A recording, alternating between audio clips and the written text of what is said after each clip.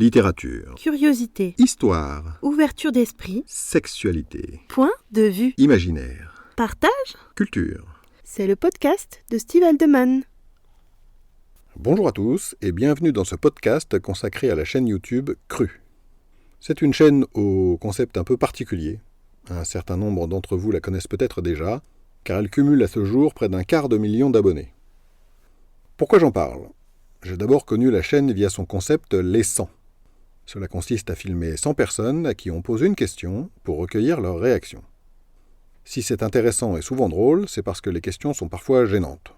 Le panel des personnes interrogées permet d'avoir des réponses variées, et le fait de voir des inconnus s'exprimer dédramatise des sujets qui ne sont pas forcément abordés autrement, du moins dans les médias traditionnels. Résultat, cette chaîne favorise l'ouverture d'esprit d'une façon originale et amusante. En la découvrant, je me suis aperçu qu'il y figurait d'autres concepts tout aussi intéressants. Il y a notamment des interviews. Les plus de cru, le panel des gens qui participent est large, varié, en âge et apparemment aussi en termes d'horizon socio-culturel. Il y a des personnes franchement délurées, mais pas que. Un deuxième avantage, c'est que vous pouvez participer au tournage. Il y a un formulaire disponible. Un petit bémol toutefois. Selon moi, la chaîne souffre d'un biais. Pour répondre à certaines des questions, il ne faut pas avoir froid aux yeux et cela peut avoir un impact sur la qualité du panel. Cela dit, il arrive que certaines personnes ne veuillent pas répondre, elles le disent et c'est gardé au montage. On retrouve souvent les mêmes personnes dans les 100. Et comme il faut accepter de passer sur YouTube à la vue et au su de tous, cela doit avoir un impact majeur sur la diversité des réponses. Mais en même temps, le site ne revendique pas de montrer une image représentative de la société dans son ensemble, donc ça reste cohérent avec leur projet. Voici quelques exemples des sujets abordés dans les vidéos Les 100. Est-ce que tu mates ? J'avais décidé de faire un article sur ce sujet avant de découvrir la vidéo. Il viendra bientôt. Endroit insolite pour se masturber. Mange cette banane avec amour. C'est délicatement gênant et tout aussi amusant. En plus, c'est monté sur un fond de musique classique, ça vaut le détour. Tu préfères te masturber ou faire l'amour ? Le physique, ça compte ? Ton premier baiser. Ce qui te fait jouir. Premier rêve érotique. Ces exemples parlent de sexualité, mais il y a d'autres choses.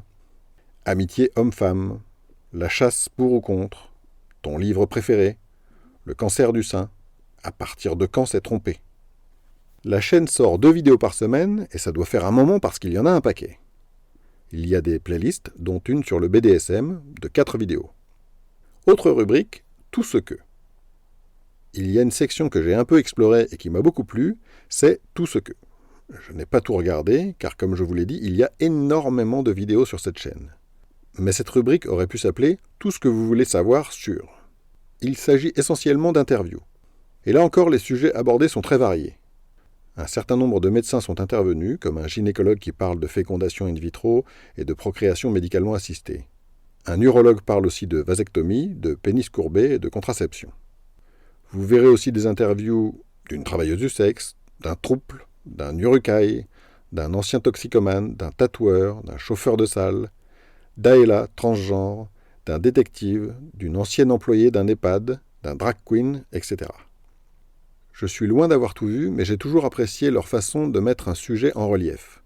Qu'on apprécie ou pas, qu'on soit d'accord ou pas, qu'on connaisse le sujet ou pas, il souffle un vent de fraîcheur sur cette chaîne que je vous recommande chaudement. Et même si vous n'y apprenez rien, je serais étonné qu'elle ne vous fasse pas sourire. Voici venir la fin de cet article, et je ne vous ai pas encore parlé de mon roman. D'habitude, le sujet m'inspire une transition qui me paraisse digeste, mais pas cette fois.